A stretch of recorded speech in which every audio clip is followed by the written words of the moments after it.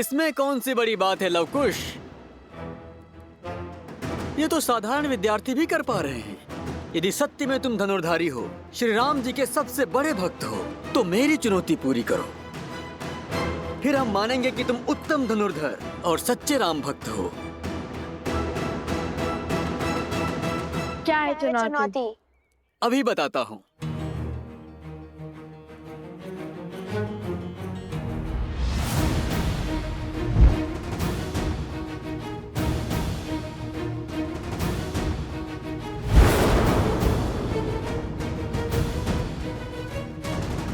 तुम्हें इन मटकों को भेदना है।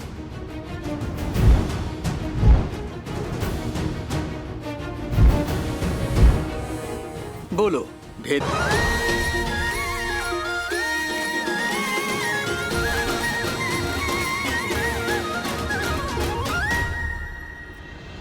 इतनी सरल चुनौती? लगता है द्वेष की अग्नि धीमी पड़ने लगी है।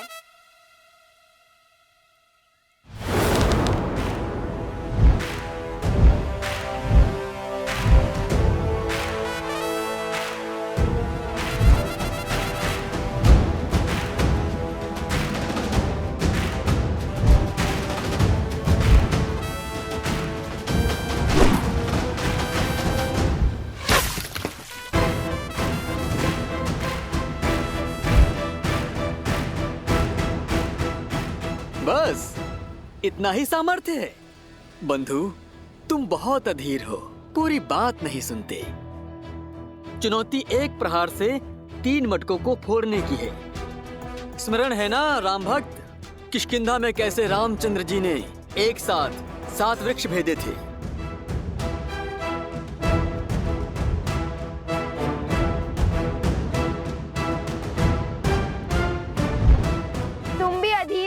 शीघ्र प्रसन्न हो जाते हो भ्राता शांडिल्य। ये चुनौती हम पूर्ण तो करके ही रहेंगे।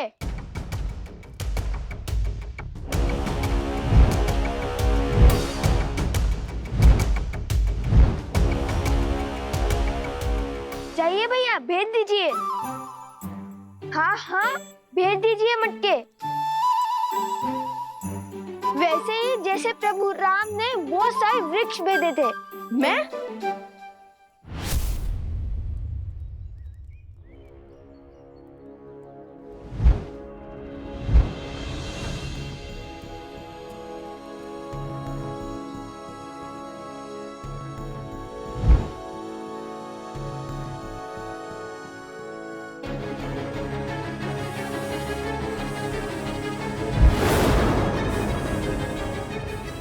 रुको रुको, वहां से नहीं, तीनों मटकों को यहां से भेजना है। यहां से, जहां पे मैं खड़ा हूं, बाण यहां से चलाना है।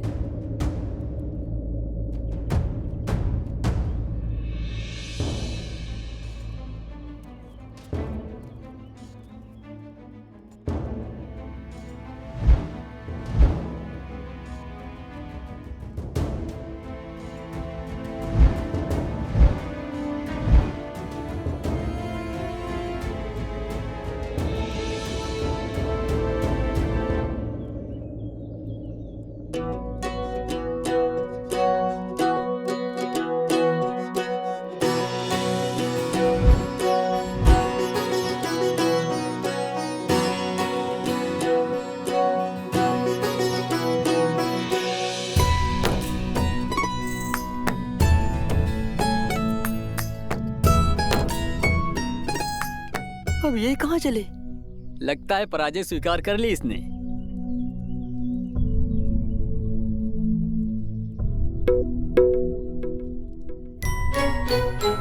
ओह, समझ गया।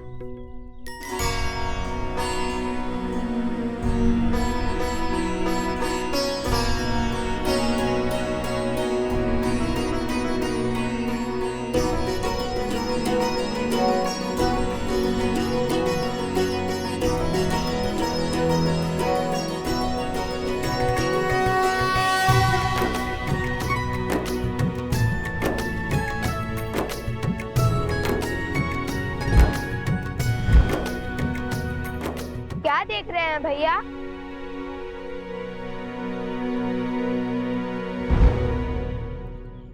यही कि राम नाम से हर कठिन कार्य सरल हो जाता है। ध्यान से देखो,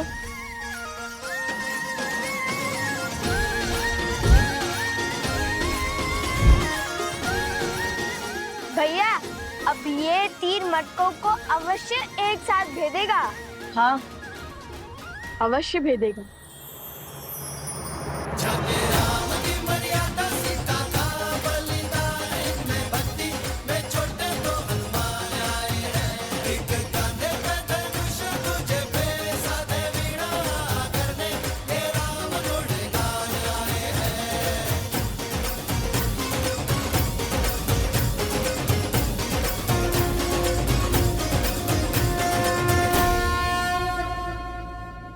हमारे मित्रों को हमारी राम भक्ति पर संदेह है। जिस राम नाम से पत्थर भी जल पर तैर जाए, उसी राम नाम ने हमें दिशा दिखाई है।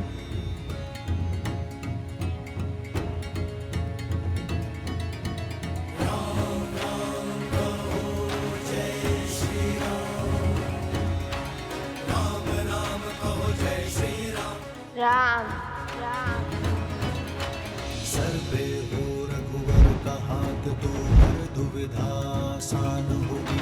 तुम वीर पुरुष, तुम पराक्रमी, तुम मर्यादा के हो स्वामी। साथ तुम्हारा जिसके साथ, तुम संकट हर लो आगामी। मन में है विश्वास तो आकाश में वर्षा करेगा। जब होगी जीत तो हर दिशा में राम नाम गूंजेगा। राजा राम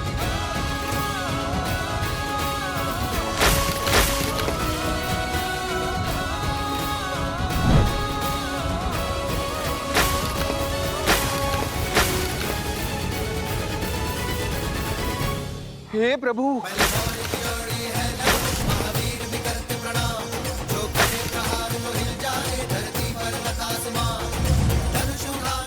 अरे कोई रोको, उस तीर को देखो।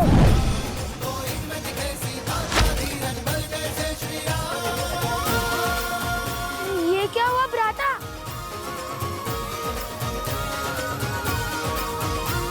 अरे मटके! कितना जल बह रहा है। कोई रोको इस तीर को, सारा पानी बह रहा है। चुनौती वृक्ष पर लटके 3 मटके फोड़ने की थी। तुमने तो आश्रम के सारे मटके फोड़ दिए। इस अपराध का तो घोर दंड मिलेगा तुम्हें। मैंने क्या, पूरे आश्रम ने देख लिया। सच्चे राम भक्तों का पराक्रम। अब लगता है वन देवी का पराक्रम तुम दोनों पर बरसेगा।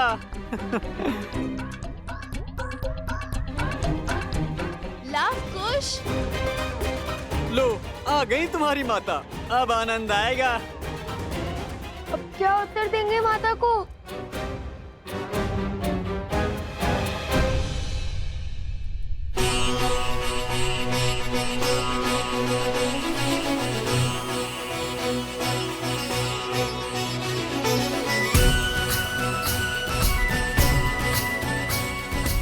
अश्वमेध यज्ञ के विधान के अनुसार ये वेदी 4 अंगुल और ऊंची होनी चाहिए।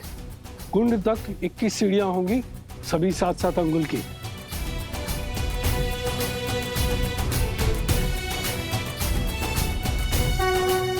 प्रणाम ऋषिवर।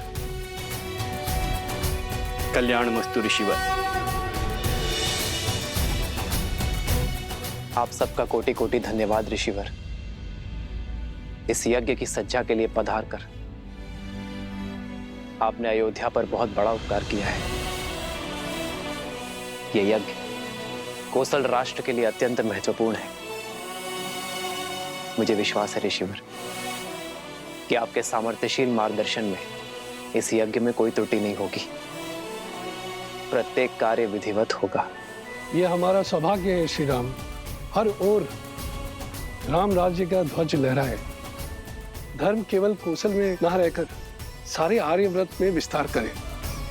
इससे शुभ और कुछ नहीं हो सकता। और ये हमारी सेवा नहीं, पावन तपस्या है। इसमें भाग लेना ही स्वयं में एक तीर्थ है। मानचित्र राजन, ये यज्ञ वेदी का मानचित्र है। इसमें हर वेदी पर भगवान विष्णु के चरण चिन्ह बनाए जाएंगे।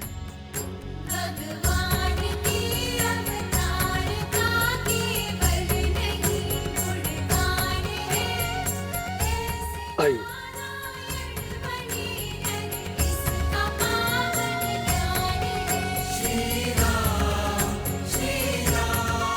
और यहाँ विराजमान होंगे यजमान अर्थात आप, और वहां आपके वामंग में महारानी का स्थान होगा।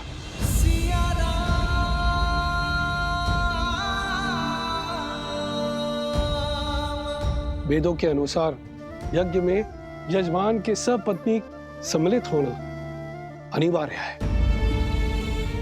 बिना युगल आहुति के न यज्ञ पूर्ण होता है और ना ही उसका फल मिलता है। आपकी और महारानी की आहुति की शक्ति ही साम्राज्य में सुख और समृद्धि को बढ़ाएगी। राम सिया राम सिया राम।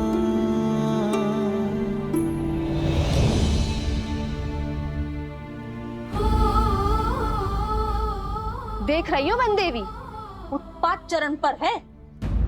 इन्होंने आश्रम के सारे मटके फोड़ दिए। इतनी दूर से जल लाए थे, सारा जल बह गया।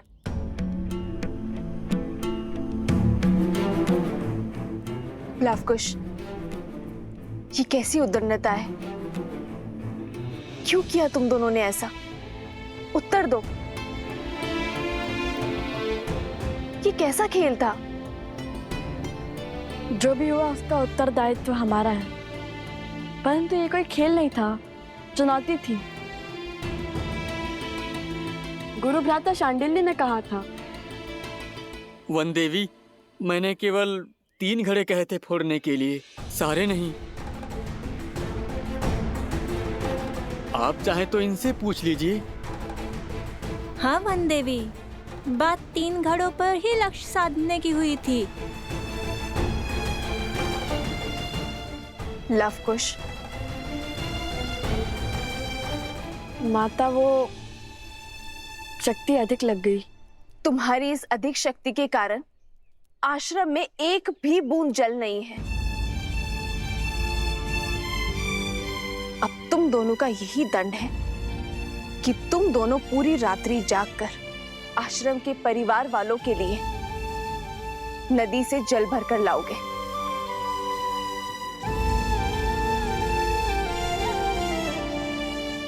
समझे? पर जल लाओगे किसमें? सारे घड़े तो फूट चुके हैं। अब पहले तुम्हें कुम्हार के पास जाना होगा और नए घड़े लेने होंगे।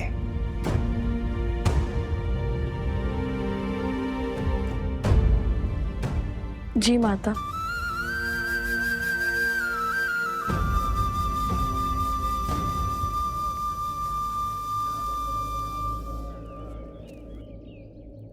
आप चिंतित ना हो देवी। कुछ व्यक्तियों की दृष्टि में यह उद्दंडता है, पर सीधा देखा जाए तो श्री राम नाम की महत्ता की गूंज छुपी है इसमें। इस परीक्षा ने यह सिद्ध कर दिया कि राम नाम की शक्ति में इनका विश्वास कितना दृढ़ है। राम सिया राम जय जय राम। राम सिया राम जय जय राम।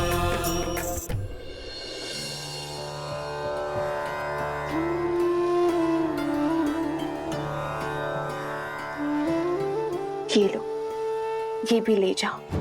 हम तो केवल 3 जीव हैं। इतने अनाज की आवश्यकता नहीं है हमें, इसे सब में बांट दो। और वैसे भी आश्रम पर जो संकट आया है उसके दोषी मेरी संतान ही तो है। किंतु ये कुमुदनी, ये कोई उपहार या उपकार नहीं है, मेरी क्षमा याचना है।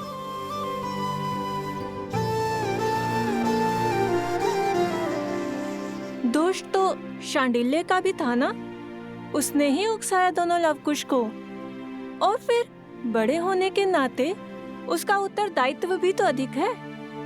दंड केवल लवकुश को क्यों वनदेवी? नहीं कुमुदनी, शांडिल्य का दोष नहीं है, वो तो केवल अपने माता के वियोग से दुखी है। लवकुश को अपनी माता के साथ देखकर कहीं ना कहीं उसके मन में ईर्ष्या होती है, जो कदाचित उसे भी ज्ञात नहीं है।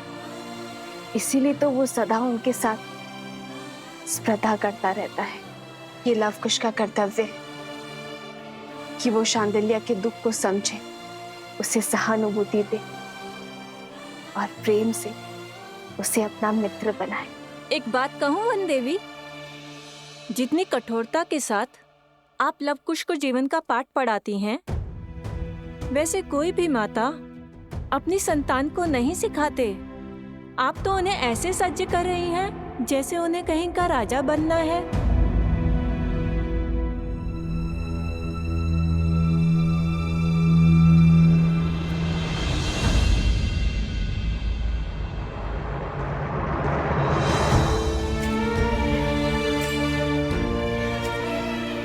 अब इसे मैं कैसे समझाऊं आर्य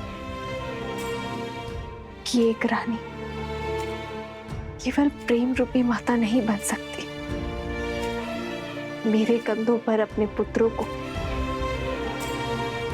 पिता के समरूप बनाने का भार भी तो है ना आर्य, ताकि कल को वो पूरी निष्ठा के साथ अयोध्या के सिंहासन और प्रजा के मन पर राज कर सके।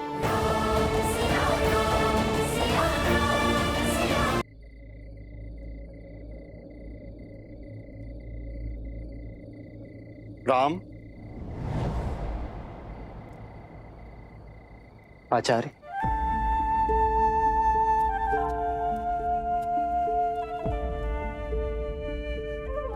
प्रणाम आचार्य।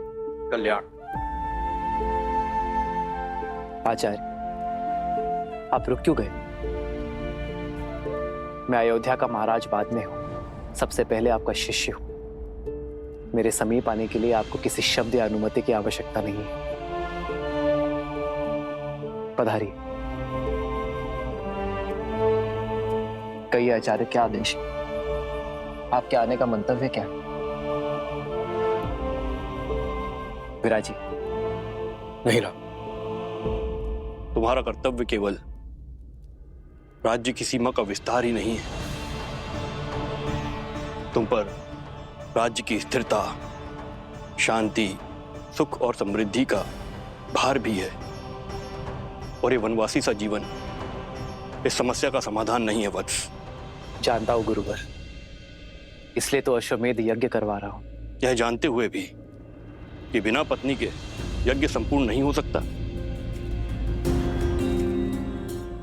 राम, इस राज को एक सक्षम राजा ही नहीं, सर्वश्रेष्ठ पुत्राधिकारी भी चाहिए। ये भी तुम्हारा ही कर्तव्य है। और उसके लिए तुम्हारे साथ तुम्हारी अर्धांगिनी का होना अनिवार्य है। कहो, क्या होगा इस समस्या का समाधान? क्या दे पाओगे अयोध्या राज को उसकी महारानी?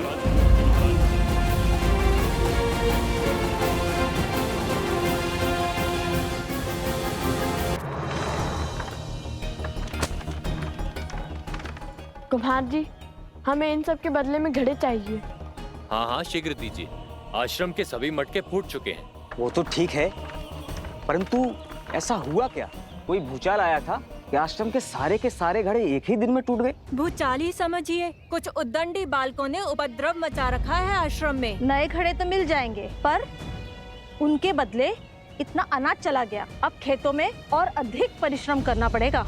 हाँ बहन, इस वर्ष की फसल बहुत ही परिश्रम मांगेगी।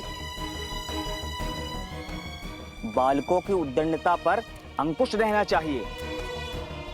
कब समझेंगे कि जब कोई बिना विचार किए कार्य करता है तो परिणाम पूरे समाज को भुगतना पड़ता है।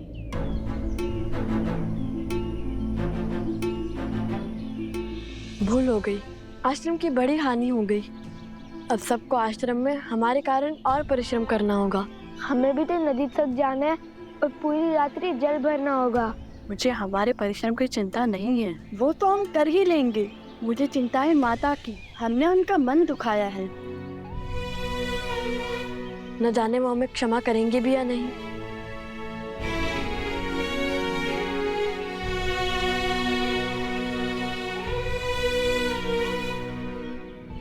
नन्हे बालक हैं, आश्रम के बाहर कैसे जाएंगे? उद्दंडता की है तो दंड तो भुगतना ही पड़ेगा। आश्रम की सीमा को लांघकर घनघोर जंगल में जाना पड़ेगा।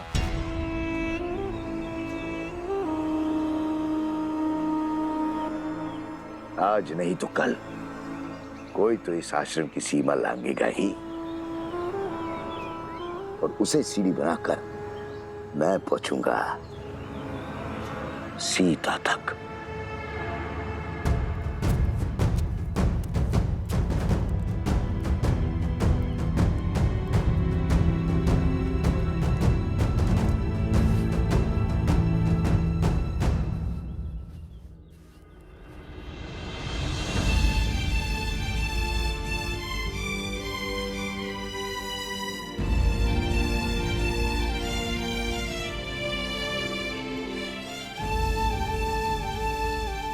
अब ऐसी भूल नहीं होगी माता, हमें आशीर्वाद दे कि हम अपना प्रायश्चित पूर्ण कर सके।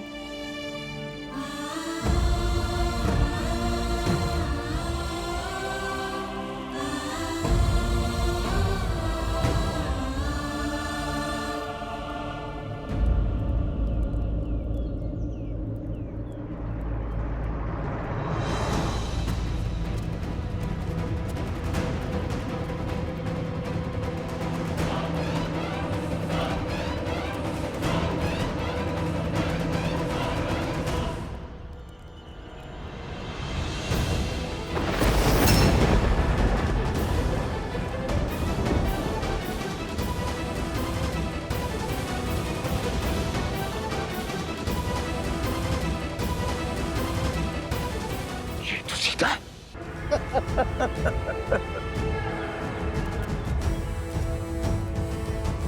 12 वर्ष की प्रतीक्षा अंततः समाप्त हुई।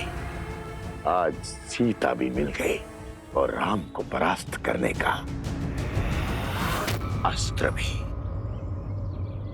अब आएगा आनंद। राम राज्य की नींव को राम का ही बीज बिखेरेगा। इसे कहते हैं प्रहार। हाथ भी राम की और गाल भी राम का। माता आश्रम में है तो क्या हुआ, पुत्र तो आश्रम से बाहर आ गए। अब यही दो कोमल कोमल बालक मुझे सीता तक बचाएंगे। राम, सिया राम। परंतु भ्राता, जैसे दोषी हम हैं, वैसे दोष धनुष और बाण का भी तो है। 3 मटके को फोड़ने को कहा था, उसने तो सारे आश्रम को जलमग्न कर दिया। धनुष और बाण साधन है कुश, और साधन में बुद्धि नहीं होती। लक्ष्य प्राप्ति के लिए बल और बुद्धि साधक का होता है, इसलिए बुद्धि का उपयोग मनुष्य को ही करना होता है। वाह वाह, ज्ञानी हो भैया। ज्ञानी नहीं, महाज्ञानी हूँ। यदि महाज्ञानी हो तो अपनी बुद्धि का प्रयोग पहले क्यों नहीं किया? सारे मटके तोड़ दो बोल दिया। क्योंकि हमारा मार्गदर्शन राम नाम ने किया था कि लक्ष्य कैसे साधें, और लक्ष्य साधने के लिए शक्ति उतनी ही लगनी चाहिए जितनी उसकी आवश्यकता हो। और यही सीख श्री राम का नाम लिखे बाण ने हमें बाद में दी है। मार्ग तो वो बताते हैं, हम तो केवल अनुभव से सीखते हैं। मैं भी अनुभव से बोल रहा हूँ भैया। भूल हो गई, अब नहीं बोलूंगा। दंड मिलता है मेरे बोलने से। माता ने हमें दंड कष्ट देने के लिए नहीं, ज्ञान देने के लिए दिया है, ताकि हमारी बुद्धि का विकास हो सके। अब देखो, जो बात मैं सुनकर समझता हूँ, वो बात तुम दंड पाकर ही समझते हो। महाज्ञानी है आप, मैं क्या समझूंगा? मैं तो आपका बस एक शस्त्र हूँ। संविधान तो आपके मन से होता है। बाण चलाने में भले ही तुमसे आगे हूँ, किंतु बातों में तुम्हें कोई नहीं पकड़ सकता।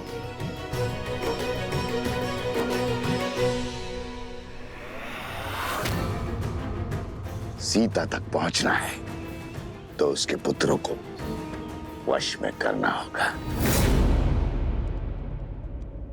आपके उत्तराधिकारी धर्म और कर्तव्य के पथ के लिए सच हो रहे हैं आर्य। दोनों जितने नटखट हैं उतने ही पराक्रमी भी हैं। अपने पिता की मर्यादा और पूर्वजों के मान का भार उठाने के लिए शीघ्र ही तैयार होंगे आपके लवकुश।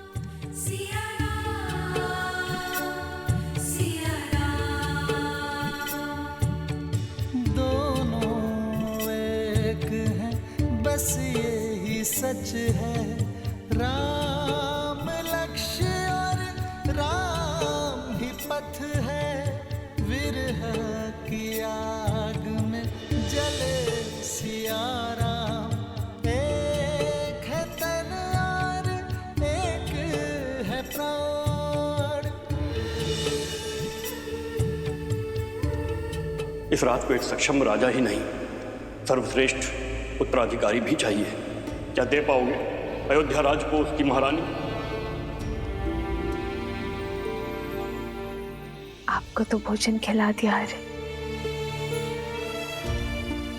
किंतु हमारे दोनों पुत्र भूखे होंगे और कुश को तो बहुत अधिक भूख लगती है आर्य।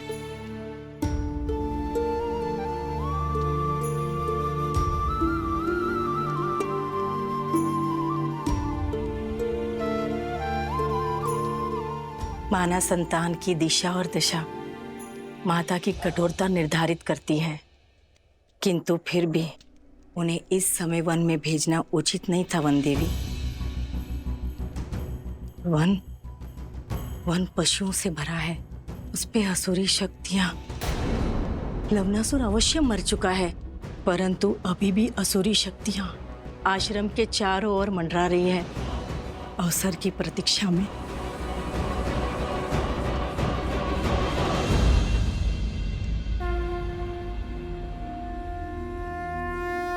गणेश, पूछो पुत्र, क्या प्रश्न है मन में? यज्ञ तो मन की, राज्य की, समाज की शांति के लिए किया जाता है ना?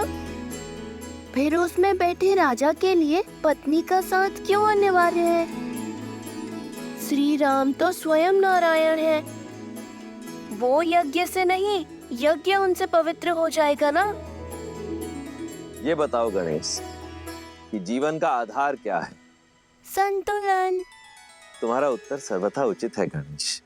ये संसार, ये प्रकृति संतुलन पर ही आधारित। जैसे दिन को संतुलित करती है रात्रि, बुराई को संतुलित करती है अच्छाई, वैसे ही पुरुष को संतुलित करती है स्त्री। किसी भी यज्ञ का उद्देश्य और फल तभी प्राप्त होता है जब उसमें दी गई आहुति संतुलित। इसीलिए यज्ञ में या जीवन में पुरुष के साथ स्त्री का होना आवश्यक ही नहीं, अनिवार्य भी है।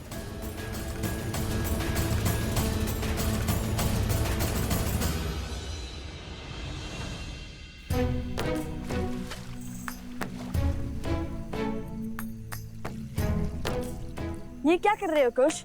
छोटे से बड़े में क्यों डाल रहे हो? समय व्यर्थ कर रहे हो। समय व्यर्थ नहीं भैया, जल की मात्रा की गिनती का माप बना रहा हूँ। माप है तो सही, चट्टान, सिर, पाँव, मुंड। नया माप भ्राता, नया माप। नया माप का समय है और ना ही उसकी आवश्यकता। तुम समय व्यर्थ कर रहे हो। पात्र भरो, हम यहाँ दंड स्वरूप आए, जल क्रीड़ा करने नहीं। क्या भैया, दंड तो पूरा कर रहे हैं ना? अब ऐसा भी बंधन नहीं था कि दंड भोगते भोगते थोड़ा सा आनंद और अभ्यास भी ना किया जाए। अभ्यास ठीक है, परंतु आनंद करने में यदि समय व्यर्थ करोगे तो कैसे होगा? अभी हमें सरोवर से आश्रम के कितने चक्कर लगाने हैं। जब हम चक्कर लगाएंगे तब मैं अंतर मापने का नया तरीका खोजूंगा।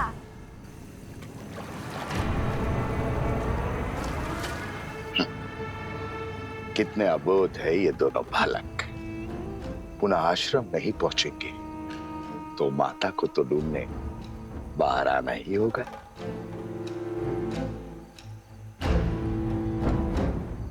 शीघ्र मिलते हैं बालकों।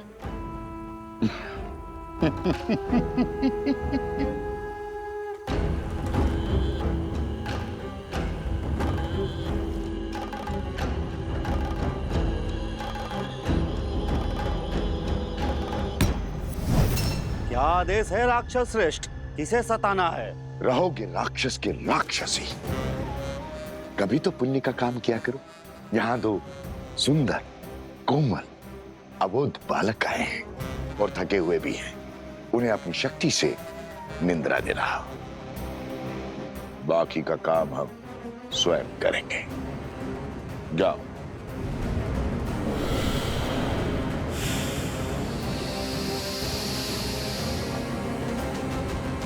पच्चीस, 26।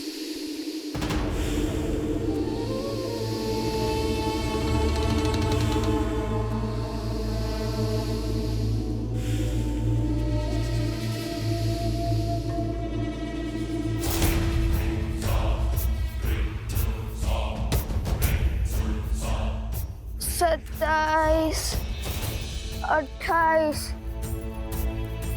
ये क्या कर रहे हो कुश?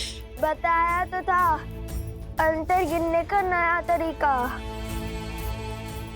पहले भूख, अब ये निद्रा। कुछ भोजन मिल जाता तो कितना अच्छा होता। नहीं, 41। जब तक ये कार्य पूर्ण नहीं होता तब तक ना ही हम भोजन कर सकते हैं और ना ही निद्रा ले सकते हैं। नहीं तो माता के मन को ठेस पहुंचेगी। चलो मैं तुम्हें वो प्रसंग सुनाता हूँ जिसे सुनकर तुम्हें सदा हंसी आती है कि कैसे हनुमान जी ने अपनी पूंछ से लंका में आग लगाई थी। सुनाओ। यदि रोकूंगा तो आप रुकोगे तो नहीं। सुनाई दीजिए।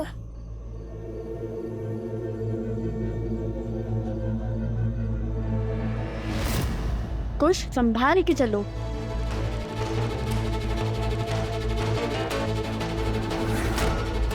कुश,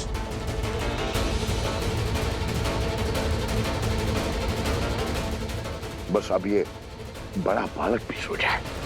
कुश जागो, ये सोने का समय नहीं है। उठो कुश।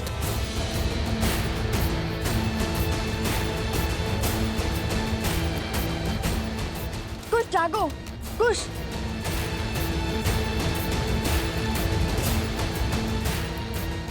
कुश जागो।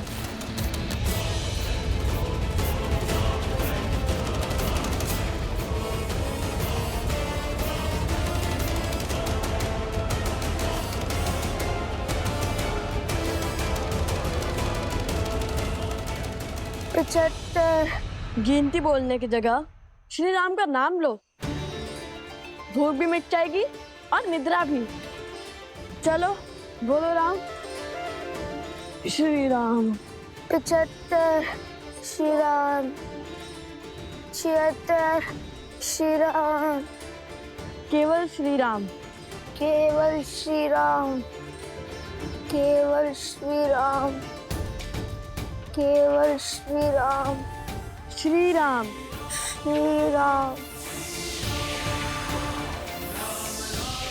श्री राम। श्री राम। श्री राम। श्री राम। श्री राम। श्री राम। श्री राम। श्री राम। ये राम का नाम क्यों हर बार मेरे आड़े आता है? सारा परिश्रम व्यर्थ कर दिया। ये थी तुम्हारी शक्ति। बढ़ाओ अपनी शक्ति। अगर ये दोनों नहीं सोए ना तो मैं तुम सबको सदा सदा के लिए सुला दूंगा। जाओ। राम राम राम राम राम राम राम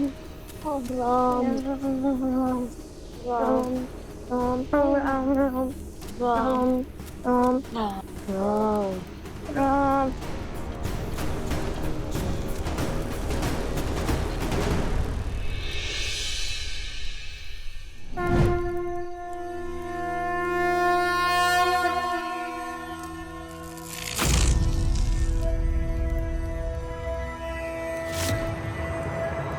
अरे ये कैसा चमत्कार है?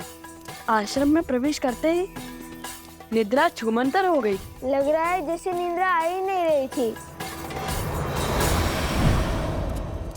अरे तुम जल ले भी आए?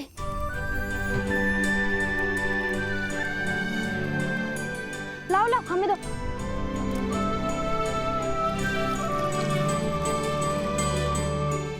तुम दोनों ठीक तो हो ना?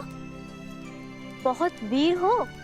लव कुश, और इतना जल आश्रम के लिए पर्याप्त नहीं होगा, और जल की आवश्यकता होगी। तो क्या वन देवी के पुत्र थकते नहीं हैं?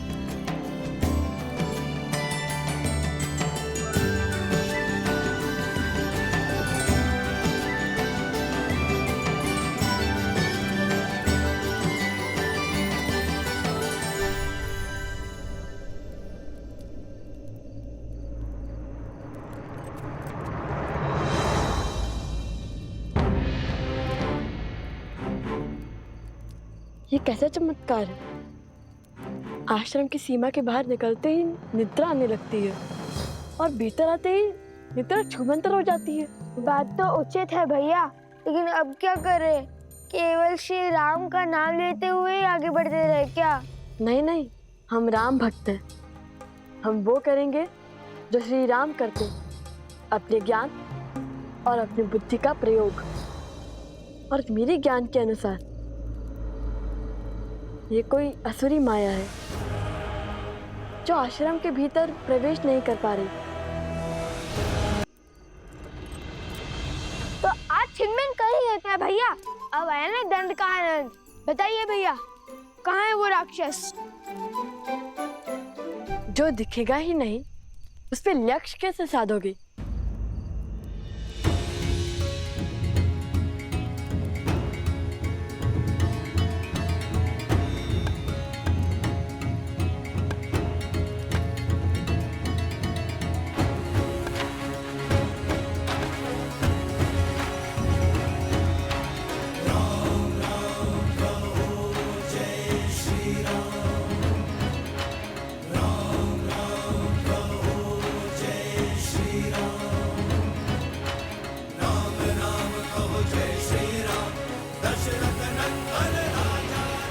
अब समझा, गुरुदेव ने एक बार बताया था घाट के पात्र में 5 वेदों का वास होता है और उस पे श्री राम का नाम तो और पवित्र और सशक्त बना देगा।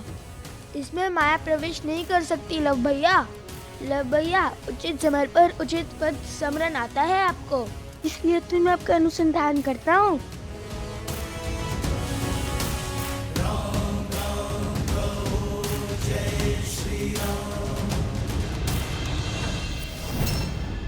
एक और अवसर है तुम्हारे पास, लगा दो अपना सारा बल, पात्र में प्रवेश करो और निंद्रा धोने। आप तो जानते हैं ना, राक्षसी माया बड़ पात्र में प्रवेश नहीं कर पाती, और प्रयास भी करे तो असंभव है क्योंकि उन पे राम का नाम लिखा है। राम